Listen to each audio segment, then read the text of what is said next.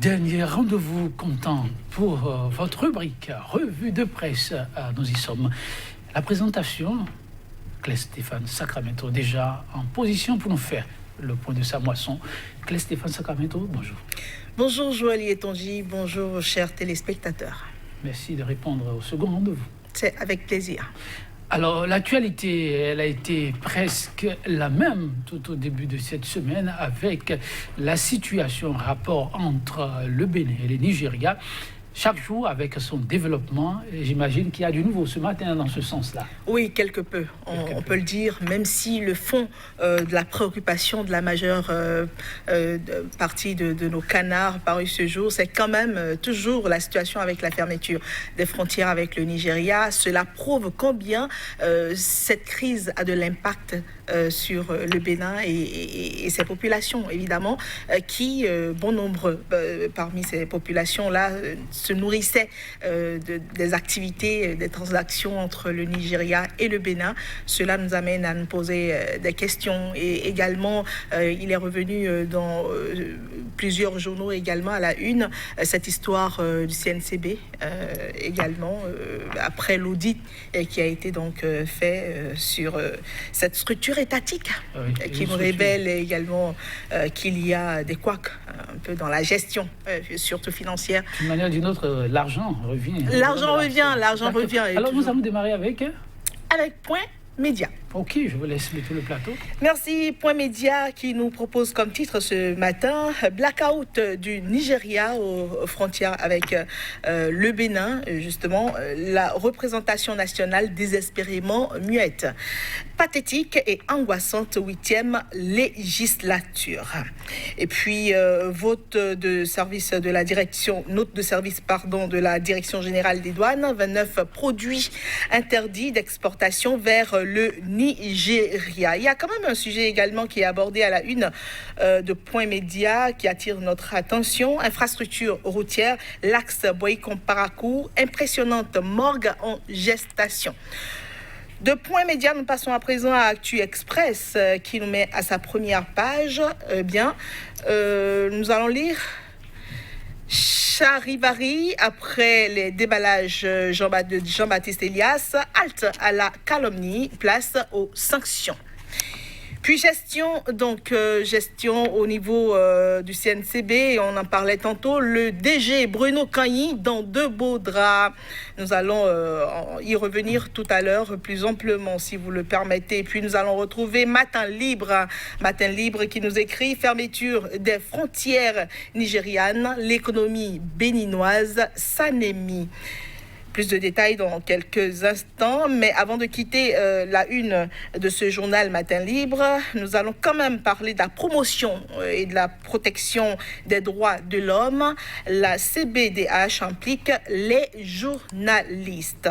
Puis l'économiste qui revient sur la guerre commerciale avec le Nigeria, le Bénin prêt à respecter le mémorandum de Badagry. Voilà, puis quand même, quelque part, 16e session du conseil d'administration du MCA Bénin 2, examen des réformes engagées au niveau de la SB2E. Puis le Télégramme à présent, rappel du contenu de l'accord de Badagry aux importateurs, liste de 29 produits interdits d'importation vers le Nigeria. Mauvaise gestion au Conseil national des chargeurs du Bénin, de graves irrégularités financières au CNCB.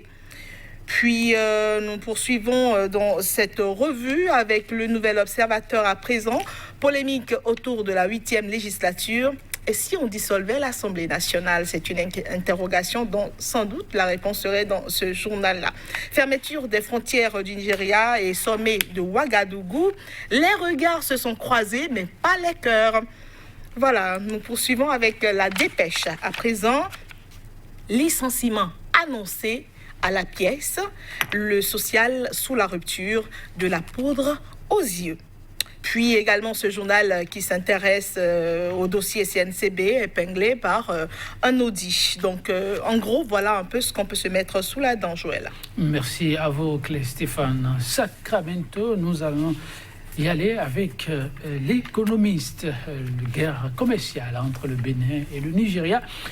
le Bénin, nous apprend l'économiste, prêt à respecter le mémorandum de Badagry, un mémorandum vieux de plusieurs années déjà. Enfin, c'est-à-dire, quelque part, on pourrait se dire que le Bénin aurait pu y penser un peu plus tôt, quelque part.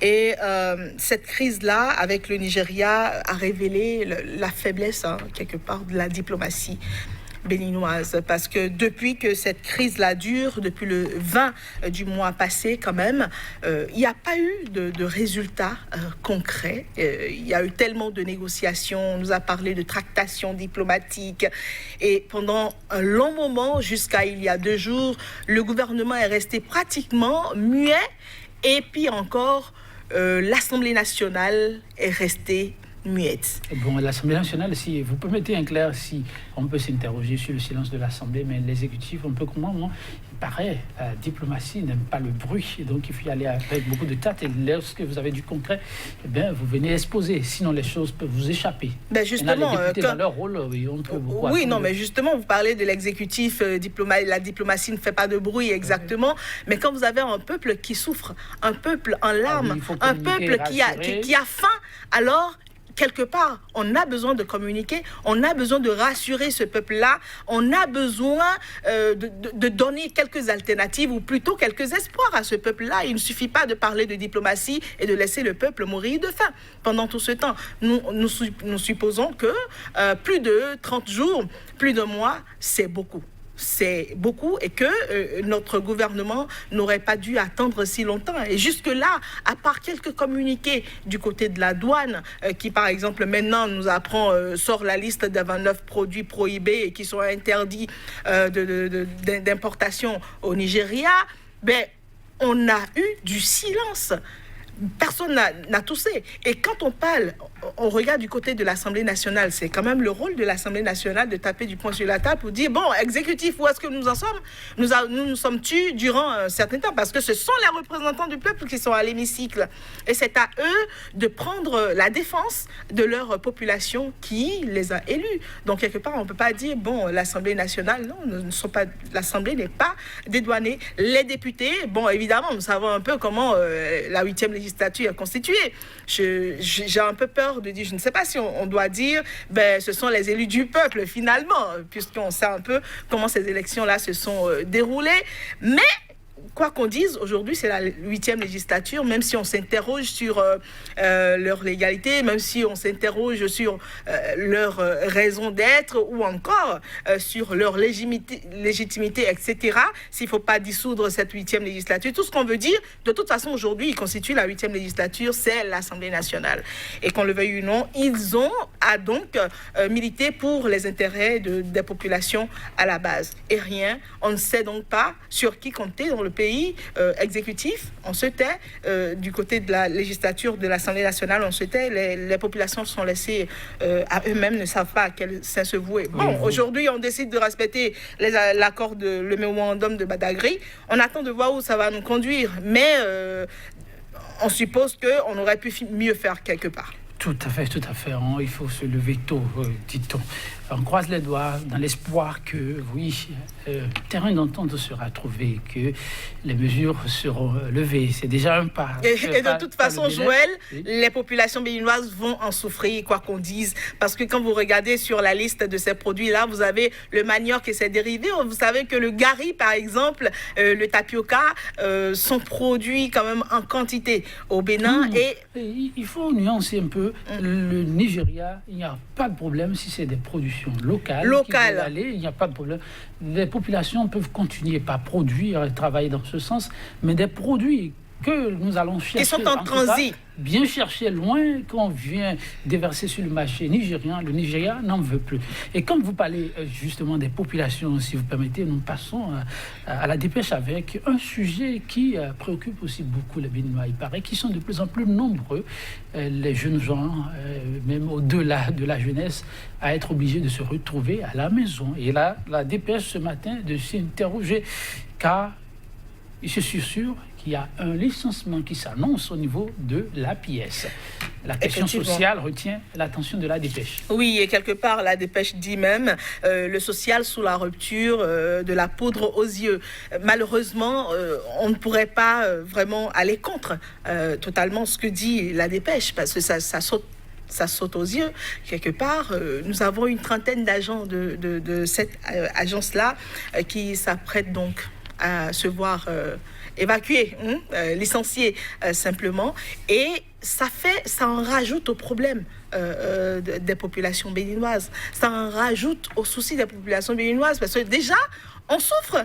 On n'a pas de source de revenus conséquente et les licenciements se suivent. C'est pas la première agence, c'est pas la première structure. On en a connu bien avant. Et toutes ces personnes-là sont sur le banc, alors qu'il n'y a pas de la création d'emplois à la taille des licenciements que nous connaissons. Alors on se demande, toutes ces personnes, on va en rajouter, on va créer de la famine dans le pays. Et quand vous commencez à lire qu'il y a cambriolage de cantines scolaires, ça s'est passé à Pétou, je l'ai lu dans l'un des journaux, ça devrait nous interpeller. Les populations commencent à avoir faim. Et donc, nos autorités devraient réfléchir dans ce sens-là. Il suffit pas et d'ailleurs, vous savez bien que le régime actuel a d'ailleurs revu dans ces réformes-là le licenciement, c'est-à-dire on peut licencier les agents comme on veut aujourd'hui. Vous aurez peut-être droit à 3 mois de salaire, genre de dédommagement, ou je ne sais pas comment vous l'appelez, ou 6 mois au plus, etc. Ça, c'est affamer les populations qui les ont élus. Ne vous en faites pas clair, l'autorité à l'écoute en fonction de ces situations. On espère pourra apporter les mesures rectificatives. On l'espère.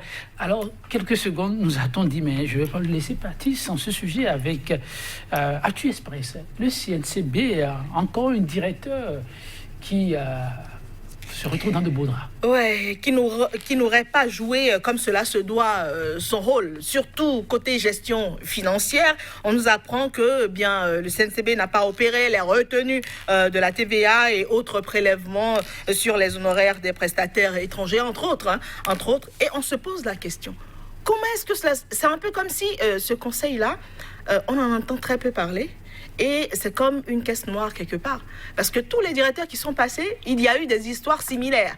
Soit à la fin, ça se solde dès qu'il y a un audit, on voit des creux, on voit que côté gestion financière, il y a eu des manques, ou il y a eu en tout cas des problèmes de gestion. Et on se demande, alors comment est-ce que la nomination se fait à la tête de ce conseil-là? Oui. Où passe l'argent? Mais tous ceux qu'on a arrêtés jusque-là, quel a été le règlement fait du dossier? Vous l'avez dit, il ne faut pas seulement arrêter, mais... Il ne faut pas seulement décrier pour dire l'audit a révélé ci, ça, mais qu'on aille à la source. Où sont passés ces sous-là? Et jusqu'à la fin. Malheureusement, on n'a pas assez de temps pour... On y revient sans nul doute. Merci pour la disponibilité. On dit aussi un grand merci à nos téléspectateurs. La revue pour cette semaine, on s'en arrête là. Mais lundi, on se retrouve. Au revoir.